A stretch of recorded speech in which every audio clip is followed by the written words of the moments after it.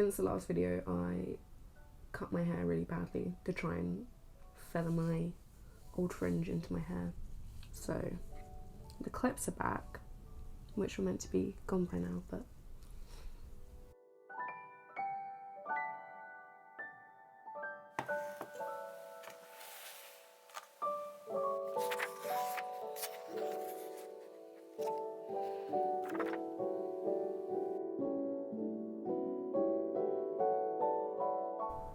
hello everyone and welcome to my yearly wrap up.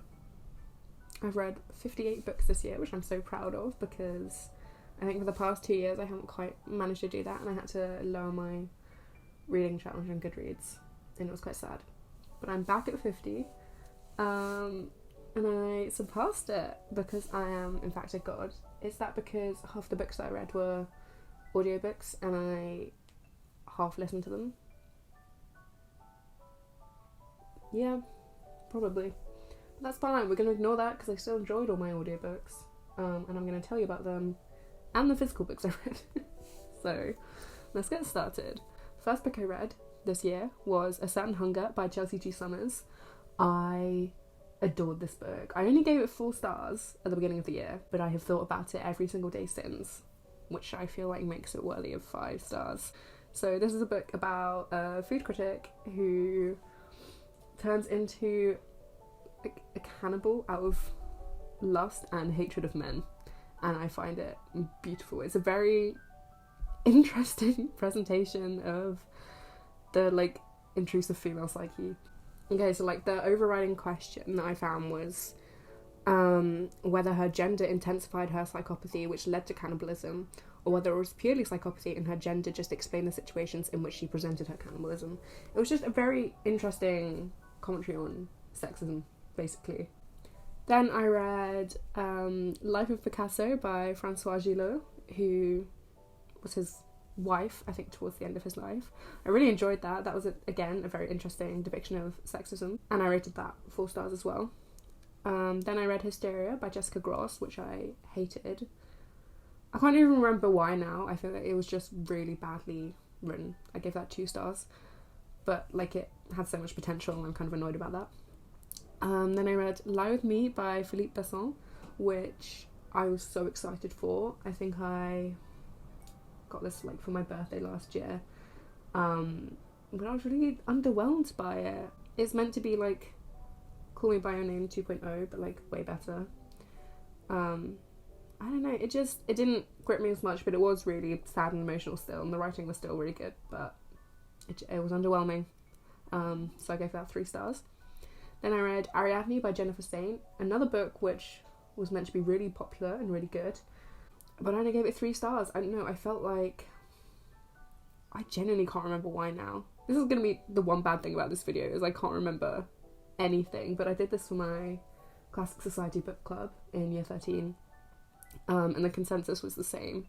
I think the reason a lot of people probably enjoyed it was because it's more their introduction to mythology, and you forget with mythological retellings that the story already exists.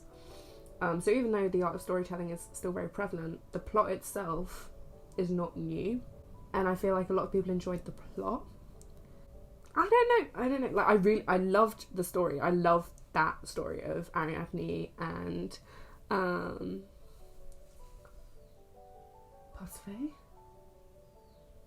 I've forgotten the mother's name. It's all about the Minotaur and Theseus and Ariadne's sister and Dionysus, and it's great and I would recommend reading it, but in terms of the book quality itself, it's only a 3-star book for me. Then we rolled out some bangers in the year. I really enjoyed my book sequencing at the beginning of the year. So I read Boy Parts by Eliza Clark, which I rated 5 stars. Then The Dangers of Smoking in Bed by Mariana enríquez, which I rated 3 stars, but the writing was stunning and I'm so excited to read her novel that she's just released. Then I read Girl Interrupted by Susanna, which I rated 4 stars, and then Paradise Rock by Jenny hval, which I rated 5 stars. All of them are about insane women, which, if you watch my last video, you know that I adore. Although maybe my last video was more centered around insane men. But the beginning of the year was very much lots of insane women. Boy Parts was fantastic. The writing style was so, like, easy to read, but that didn't make it bad. And just, like, the way that it, like, went into her mind, and she's such an awful character, but, like, you kind of understand her. Again, all these, like, intrusive thoughts you have as a woman just represented so beautifully in these books. Again, the writing and the dangers of smoking, bed stunning. It's a short story collection, which is always risky because usually you like some stories but don't like others as much. Girl Interrupted, again, a beautiful presentation of the crazy girl mind. And then Paradise Rot was just one big fever trip, and all I can remember is lesbians pissing in each other's beds. So you should read it. The next book I read was also from my Classic Society book club. I'm so proud of that. Which is the Penelopiad, or Penelopiad, by Margaret Atwood. I was expecting a bit more from this, but I did really enjoy it, and I really enjoyed what it was saying. Again, it's all about recentering the female narrative, and female rage. But I only rated it 3 stars. Then I read Verity by Colleen Hoover. Yeah. Which I actually rated 5 stars. And no one is as shocked as me, to say the least. Nothing tempts me to read any of her other books. I'm not a romance girly. I mean, I am. I'm a hopeless romantic.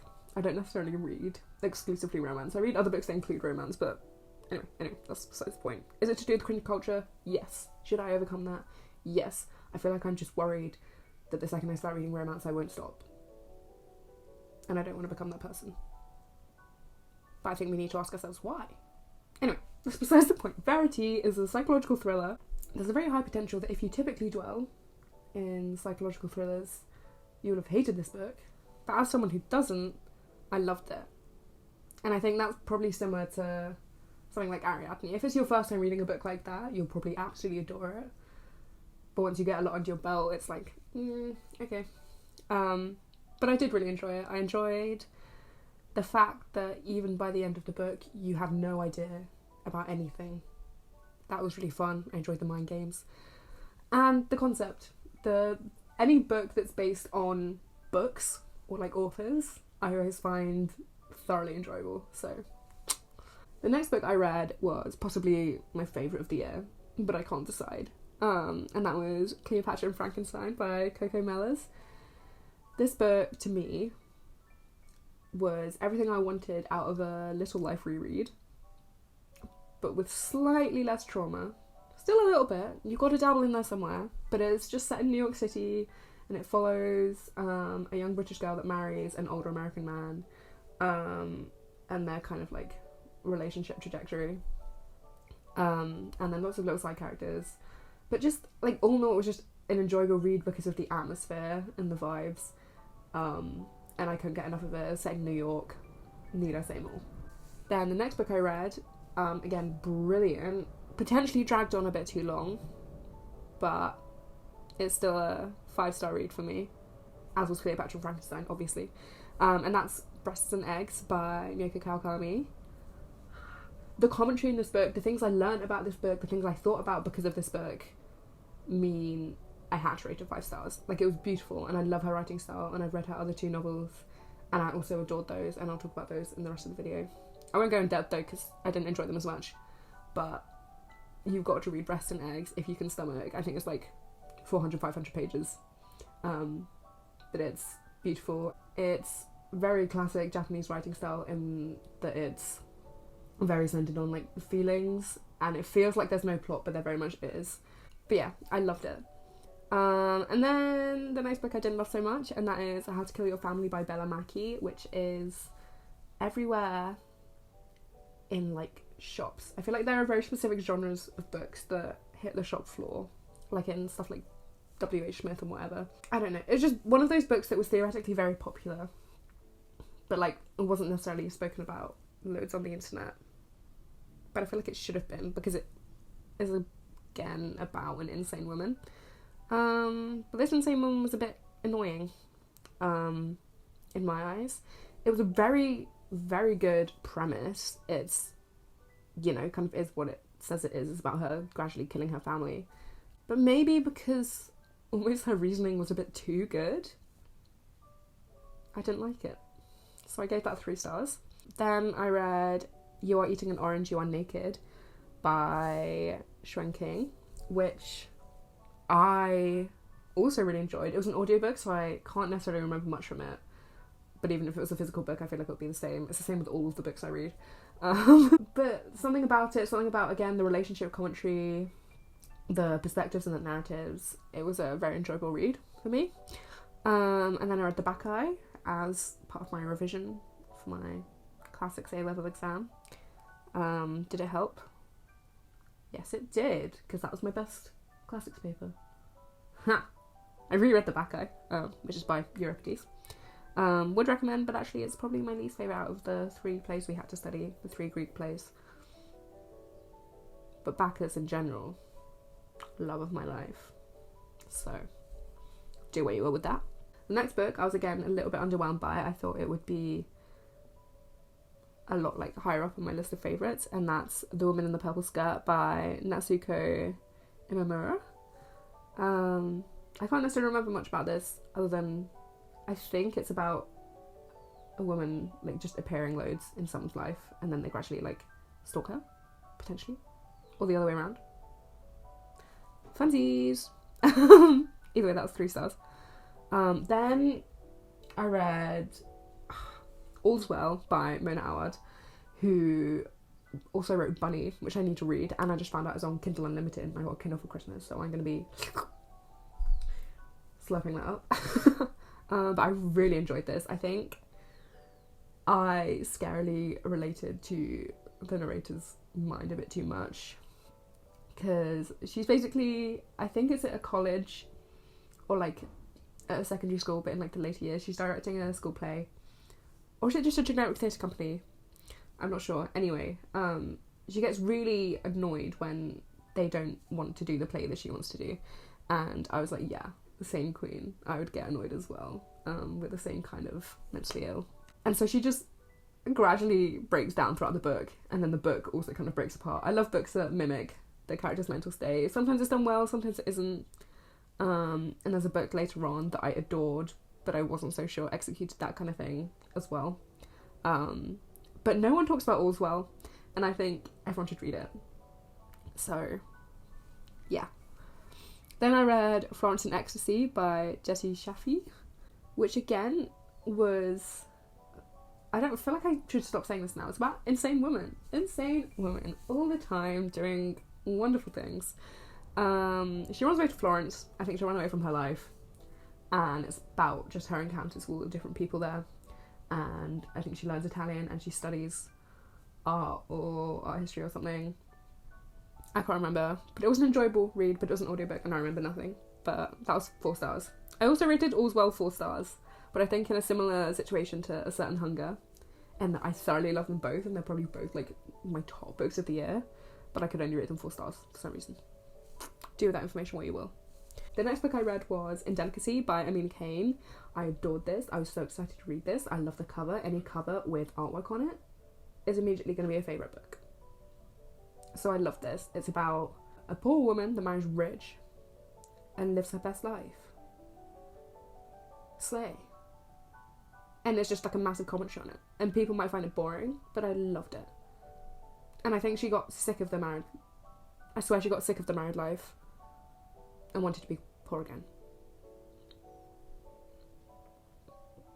It wasn't necessarily like the best commentary on class, but it was a really good narrative story. And so for that I rated it 5 stars. Then I read Vladimir by Julie May Jonas, which I, again, thought I would enjoy so much more than I did. And I think I did. I genuinely, did enjoy it a lot. I thought it was going to be, the same as A Certain Hunger in terms of, plot and weirdness. It's about 2 professors who both teach in comparative literature, which I want to do, which is insane. Oh, I love that. But the ladies, so it's about a married couple who are both professors, and the man has lots of like affairs, and there's a whole debate on whether he sexually preys on his students, even though his students are over the age of 18. It's like a discussion on the power dynamic and whether that has been abused, and about the female professors, like the whole like bystander issue, because she kind of doesn't care, and it kind of commentates on whether that is good or not, while she then has an affair with a younger professor, and so like her and her husband's marriage is kind of bad, but she forgives him anyway, and blah blah blah blah blah. It's a very complicated book. There were so many topics that could have been discussed, that were discussed, but could have been discussed better, I think, and that's why I gave it 3 stars. I felt like the commentary and the conclusion could have been executed better, and I'm worried it just like laid out this very intense, very serious question and then didn't fully conclude, which is fair enough, because can I have a conclusion, because it's a very circumstantial question, but it just, I don't know, if you're going to deliver that kind of book, you need to deliver it well. And so even though it was an enjoyable read, you know. Then I read Chain of Iron by Cassandra Clare to dip back into my little Shadowhunters moment, and I thoroughly enjoyed that. That was a 5-star read. And then I read The King Kong Theory by Virginie Despentes, which was good. I thought it would be, again, a little bit more potentially conclusive, but there's only so much you can say because it was a very personal account in terms of like feminist theory. It went a lot into her own life, and so I don't want to critique it because that's not my place to judge, but that was 4 stars. Then I read A Happy Hour by Marlo Granados, which I thought I'd enjoy more, but I feel like I can't fully remember it because, again, it was an audiobook and I almost wish I read it as a physical book, but I don't have it in me to reread it because I have so much else I want to read in general. But I rated that 4 stars. Again, it's just about 2 girls in New York living their best life, being insane, obviously. But I feel like that it had 5-star potential. It had Cleopatra and Frankenstein potential, but I feel like I didn't focus enough on it, and it's really sad. Then I read The Appointment by Katerina Volkmer. This took me by storm. So Scribd, which I was using as my audiobook source, put a bunch of this one publishing house's books on there that I can't remember the name of right now. So I read this based on the description, and it's like a 2-hour book. It's a very thin book, and it's about this lady, I think, going to therapy and just having a massive monologue about insane stuff. The one thing that rings to mind is Hitler, and it's just the most insane piece of literature, the most insane stream of consciousness, the most insane anything I have ever read, and because of that it's 5 stars. And I kind of really want to reread it because it's so short, and I want to like properly analyse it, but the way it got into my head, beautiful. I think she projects onto her therapist, something like that, or she thinks her therapist was Hitler. I can't remember, but it was beautiful. This is not a very good recommendations video, this is more just what I read, so sorry about that. But maybe I will reread it and then I can properly recommend it to you. And then I read Heaven, again by Mieko Kawakami. A very enjoyable book, although again I hesitate to say that because it was also very depressing. It's all about bullying and being weird and the odd one out, but it was very good. I love her writing style. Again, Japanese literature in general is just, it has such a set place in my heart. Then I read Everyone in This Room Will Someday Be Dead by Emily R. Austin, and I'm annoyed. I was thinking about this in the shower yesterday and how I wanted to talk about it in this video, but I genuinely can't fully remember the book, and I'm so upset by it because I always, like, I feel like a lot of people have like people in literature or like characters that they relate to and like have like a set of characters that they're like, yeah, that's me. And I've never really found that before. Like, I've related to bits, but not like a character. But her, the lady in this book, is me. Like, it's all about someone who is having like suicidal ideation. They don't really know what they want to do anymore. They're kind of just like floating through life, and they get themselves in a bad situation and dig the hole way too deep, and then don't have the energy to get out of it when they get misunderstood. And I was just like, it's such an intense read because of how relatable it was, and I don't know if everyone would feel the same about it, but goddamn, it's another one I want to reread. Then I read Bola by Pashtim Statovsky and Box Hill by Adam Mars Jones. I'm not necessarily going to go into those because I frankly don't care. They're both 3-star reads, both about gay men, delightful but also forgettable and nothing special, sorry. Then I read Play It As It Lays by Joan Didion, my first ever Joan Didion, who I want to read so much more of. I knew I'd love her writing style. I wasn't sure I would like her, like the topic she wrote about, because it was very, I think it was marketed as like Western American, and I'm not fussed about Americans, sorry guys. But I love this. Again, depressed lady. This was like better than Girl Interrupted in terms of like the mental space that's portrayed. Is what Girl Interrupted was trying to be, but what this was, and I love that. Then I read A Curious History of Sex by Kate Lister. Brilliant. It's a must read. I'm so glad I read a few more non-fiction books this year. I say that, I think I'd read 2 or 3. Anyway, regardless. So many myths debunked. And it was really fascinating, and it's the kind of history that I want to delve. Like, this is the kind of book I would want to write. You know? Like beautiful. Stays on my mind forever. So many things that are just so funny and insane and also a bit scary and harrowing, but it's fine. But that was 5 stars. And then I read the first volume of Spy's Family by Tetsuya Endo. This is by far my favourite manga, and it will remain my favourite manga forever. And if that changes, I hope the future me knows that she's wrong. Because this is about a spy whose mission it is to create a fake family to enroll a kid in this very prestigious school, because that's the only way that they can get into close quarters with the dad of another kid at that school who's about to like destroy the entire world. But so it centers around making this family basically with a fake wife and a fake daughter, and how they all eventually like fall in love with each other. And it is the sweetest like storyline ever.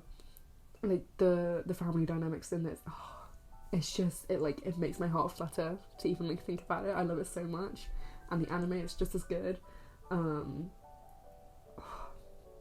Alongside the like detective spy missions, you know, Spy X Family, like it is what it says, and it's amazing. And if you want to start reading manga, that's a good place to start, because you'll love it. And if you don't love it, you're wrong. How does it feel? Sorry. Anyway. Then I read The Poppy War by R.F. Kuang, which controversially I didn't really like, and I rated it 3 stars. Oops. Then I read On Earth We Were Briefly Gorgeous by Ocean Vuong, which took me by surprise a little bit because the vibes of the book were different from what I anticipated, but again, the emotional turmoil was everything I could have hoped for, and the lyrical, poetic writing style was equally just as satisfying. So 4 stars. 4 stars for that book. Loved it. Then I read Conversations with Friends, which I rated 5 stars. But on reflection, I remember nothing that happened. I don't remember it being that good at all. So I lowered it to 4 stars. But in my head, it's a 3-star book. But I don't know why. Why would I have rated it 5 stars initially if in my head it's a 3-star book? Who knows? But Santorini has a very specific way of writing about the like interpersonal relationships that you just don't find anywhere else. And I love that aspect of it. And again, the slightly perverse thought cycle that people go through and the way she presents that is also very specific to her writing, and is also what I loved about Normal People, which I read last year. But I don't know, my ratings suggest that I preferred that to Normal People, which I most certainly didn't, so much to think about. Then I read Blowits by Maggie Nelson, which I adore, and I need to reread now that I've actually gone through a breakup. Not that I hadn't gone through a breakup when I'd read it, but the breakup now is still... Anyway, it's about a breakup, and it's a set of like hundreds of different tiny text vignettes, all talking about the colour blue and the way that the colour blue is depicted, and it's just a massive metaphor, but it's not like she is being like euphemistic at all either, which is really fun when you're using such a like bold, vague metaphor. To also not be euphemistic is very interesting. I don't know, it was beautifully written. Anyway, so that was 4 stars. Then I read The Starless Sea. Now this is the book where I thought that the mental breakdown didn't properly come across in the book breakdown as well as it should have done. But it wasn't a mental breakdown in terms of mental illness, it was in terms of mindfuckery. Now, the premise of this book, beautiful. This is a 5-star book, before I start. It's The Starless Sea by Erin Morgenstern, who notoriously is an amazing fantasy author. I still haven't read her Night Circus, but I need to. About a guy that finds a book in the library, and he sees that it was written, or like a bit of it was written about him before he was even born. And it's like, what the hell?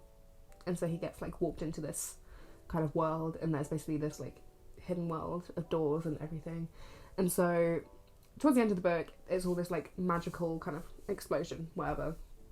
And I didn't enjoy the ending as much as I really wanted to, because all the rest of the book was the most delightful thing I've ever read. And it has such a special place in my heart now. And like, it's fine, like as a cohesive book, it's fine, it's a 5-star book and you have to read it. And I'm upset that I feel so strongly about this part of the book, but I think that's just because I loved it so much that I was so upset that there was a bit that I even didn't like slightly. But obviously that's what I'm going to focus on. It's so sad because it means whenever I talk about the book, I'm going to mention that, and it makes it sound like it's not as good of a book for me to recommend, but I do, and you have to read it. I loved it. Anyway, I feel like any more I say about that book and I'll just dig myself into a hole, so read The Starless Sea. Yeah. Okay, next book was The World Cannot Give by Tara Isabella Burton, about a Christian lesbian and a cult. I think it tried to be The Secret History, but it failed. 3 stars. Then I read If an Egyptian Cannot Speak English by Noor Naga. This book was good, but like not much more than that. I think that's more personal preference. I really enjoyed the end. I loved the end. It's the best ending I've ever read in my entire life, because it basically was like a reading circle discussing the book with the author in the room. Amazing. All books should have that. All books should have like a silly little discussion at the end about the book. I don't know. That was like fabulous. So it like reads like a memoir. I don't think it is, but it reads like one. Hence why the reading discussion was possible. But it was just, I don't know, it was it talks about her like relationships and her status as an Egyptian, but she's grown up in America, I think. So she's not necessarily fully connected with her culture anymore, which slays and is so important to read about, but the execution wasn't to my taste. Anyway, then I read More Spice Family, volumes 2, 3 and 4. And then I read Acts of Desperation by Megan Nolan, which I thought I was going to absolutely adore. I thought it was going to be kind of stalkerish, about this lady going insane about a guy that dumped her. But she didn't. Again, I think she was over-justified in her actions. Same as How to Kill Your Family by Bella Mackie. Like, it wasn't as insane as it could have been, because I was like, actually, yeah, that's so fair. And she was a bit more rational at the end, and the way that she approached him, she actually started to hate him, where I thought she would be like madly in love with him for the entire book. So I think that's just like a subversion of expectations, to be fair, and that's why I gave it 3 stars. So maybe not the most unbiased book review ever, but that's not my fault. Anyway, then I read The Dragon Republic by R.F. Kuang. Now, if you remember, I just said that I didn't like The Poppy War and moved on very quickly. But the next 2 books in that trilogy, beautiful, stunning, amazing, wonderful, both of them were 5 stars. So, if you're into fantasy, I would read it. I love the Chinese mythology. I really did wish that I enjoyed the Poppy War because of it as her at like this like university. And I love books centered around education, but alas, I thought it was just very jarring. The way that the story was told, like it was very like I don't know. But the Dragon Republic and the Burning God were both just so like intense, and you're just wrapped up in it. And I miss reading books where you just can't put them down, because with a lot of my favourite books I actually like almost struggle to get through them, or like they take me ages to read. But that doesn't mean they're any less good, you know. But books where you can just binge them, maybe because they're more young adulty, I don't know, but I missed it, and that really did something for me this year. So similarly, that's why I also read I don't know what the trilogy's called, but like the trilogy of The Assassin's Apprentice by Robin Hobb. I actually didn't read the trilogy. That's a massive lie. I just read the first 2 books. But that's not even the next book I read. Then I read The Virgin Suicides by Jeffrey Eugenides. I think that's how I pronounce his name. I don't know. Which was a 4-star read. Really liked it. Again, very interesting depiction. This time on younger girls being crazy. And when I say crazy, I'm using that word in order to reclaim it, because I shouldn't necessarily call them crazy, but you know what I'm saying. A very sad book, but a very good book. A very good book. Yeah. 4 stars. Then I read The Assassin's Apprentice by Robin Hobb, which I really enjoyed, and I'm kind of annoyed that I haven't really followed through with it, but I feel like I can't now because it is plagued by my breakup. So love the way my brain does that, and I'm glad that my breakup hasn't plagued Spike's family, because if it did, I would absolutely, like, nothing would upset me more. Anyway, enough talking about that. I cried about it this morning, so I don't need to really think about it again. I did have a 3.5 hour dream about it as well, so I also really don't need to be talking about it. Let's move on. Then I read volume 5 of Spike's Family. Then I read the second book in the Assassin series called The Royal Assassin. Then I read The Burning God. Then I read All the Loves in the Night by Mieko Kawakami, which is the 3rd book of hers that I've read this year, if you're keeping up. And I really like the premise of this, but I blinked my eyes and the character completely changed personality, and that docked a star off. But it's 4 stars. I loved it. It's just, again, a very vibes-based book. This one doesn't really have a plot. It's just her being a freelance editor? Publisher? I can't remember. And her just like kind of experiencing life. Loved it. Then I read Acts of Service by Lillian Fisherman. Similar to Acts of Desperation. Ironic because they both begin with the same. Anyway. I thought I'd love it. I hated this. 3 stars. It was saying a lot about nothing. It had such potential to have really good commentary on what's the opposite of monogamy? Polygamy. Great, amazing. It had the opportunity to talk about that and talk about different sexual desires and the intersection of being sexual with being romantic. But it just, like, it made its statement. Like, the book itself was the statement, but the writing within it was just pointless. I don't know. 3 stars, yeah. Then I read Vicious by V.E. Schwab, which I have been meaning to read for ages, and I'm annoyed because I read it on audiobook even though I have the physical hardback. But we can ignore that. It was a very good book based on different people having different powers after near-death experiences, and the morality of that, and whether people use them for good or for bad, and whether they should exist or not, basically. Whether anyone should be able to have powers. Yeah. Loved it. 4 stars. Then I read Everything I Know About Love, which at the beginning I was hating. It's by Dolly Alderton. At the beginning I was hating. But then the last third of the book has had the most mind-altering effect on me ever. And I don't necessarily know if this is because of Dolly Alderton, or if it's just something I would have come to realise anyway, or I don't know if it's a very vague statement that I just hadn't necessarily come to realise. But the whole thing about the impact of female friendships and the fact that any love you yearn to find in a relationship can be found in your female friendships. And as someone, again, how many times am I going to speak about this? As someone going through a breakup, it's literally been 3 months, whatever, I'm the worst, but whatever. as someone who has gone through a very intense breakup, learning that helped so much with my recovery, and it made my friendships something that I haven't actually been able to trust for my entire life. I've had really bad friendships my entire life, and I'm only now just in a position where I can actually appreciate my friendships, because they're actually good, and I've like prioritized them, but point is, anything that I wanted to do in a relationship I would have done in a relationship, because I would give my entire being to someone only for them to be like, nah, whatever.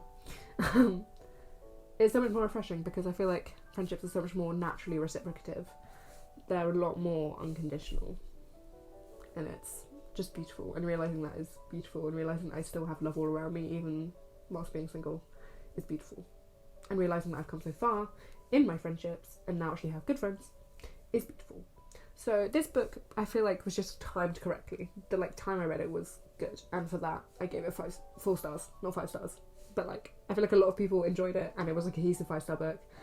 I didn't necessarily enjoy the beginning. I feel like if I read it again I'd enjoy it a lot more, because I would understand what it's leading up to, but at the beginning it was just kind of like, oh, it's just a memoir, it's not saying anything, and then it says something. You have to read this. Anyway, the next book I read was Babel, or The Necessity of Violence, an Arcane History of the Oxford Translators' Revolution. Unnecessarily long title, but it's called Babel, or Babel. Favourite thing about BookTube, or Booked Up in Minutes, that no one knows how to pronounce it, and that's Slays. That's by R.F. Kuang as well. So I've read 4 of her books this year. Queen. I think that's all of her books, actually. Same with Mieko Kawakami. I'm really doing the most for these authors. What can I say? But this was delightful. This is a great recommendation for, again, the secret history hype that is just forever going to exist. I think I saw the book Leo talk about how usually the book that's recommended as a follow-up to The Secret History is If We Were Villains, by Emma Rio, but it should be this now. That is a very good book though. I would recommend you read that. I read that a few years ago. But Babel, beautiful. The inclusion of diversity in this is what really sets it apart, and the commentary on how it's so hard to fully appreciate all of the positive things in your life when your morals don't align with them, and what do you do, what can you do, should you be judged for the choices you make in those situations? No, but you are, and you always will be. And I just can't say anything more. It was a really good book, and you have to read it. Yeah, enough said.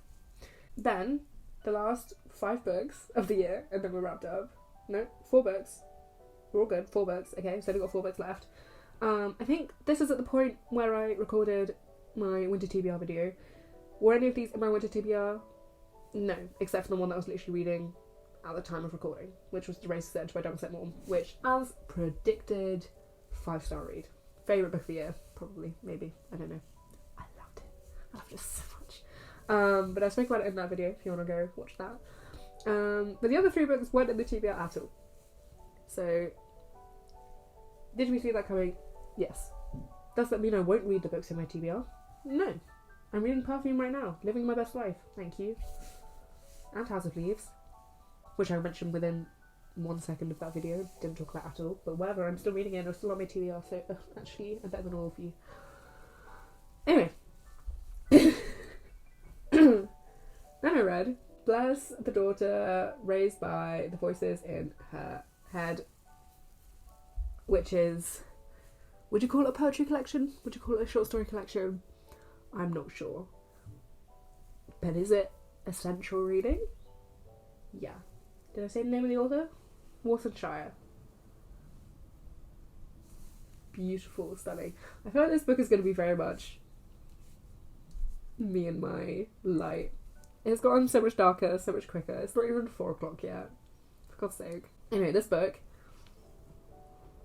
it's just, I literally can't say anything about it, but you have to read it. 5 stars.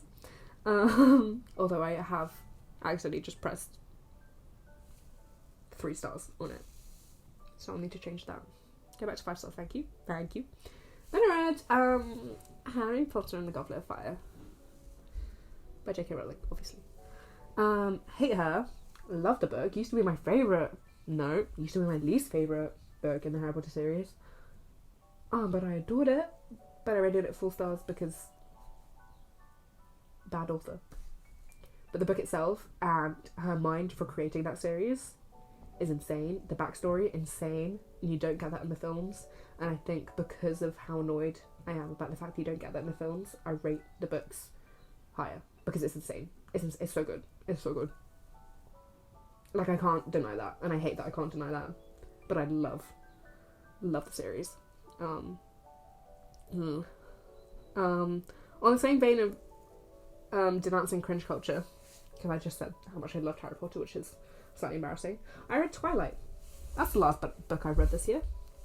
Twilight by Stephanie Meyer.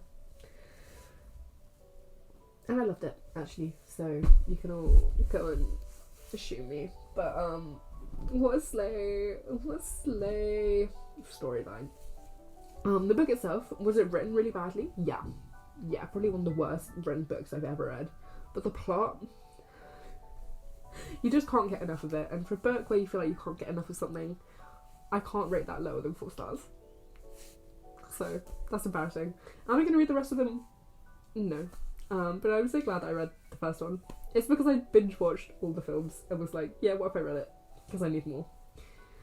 I was so close to reading Midnight Sun, and I was like, no, I can't do that. But maybe I'll read that at some point later. But we're not going to talk about that. We're not going to talk about that. And we're going to stop talking about anything in this video because it is the end and you have had enough of me. Thank you for watching. Hope you enjoyed another massive book ramble where I can't be concise at all and all of my English teachers will be proven right. But it's fine. It's fine. I had a good time. So, anyway. I hope you had a good 2022, and I hope it was better than mine. And I hope your 2023 is better. Even if you had a really good 2022, I hope 2023 is even better. Because we all deserve it. Life's hard. And Lord knows we need a break. So, Happy New Year!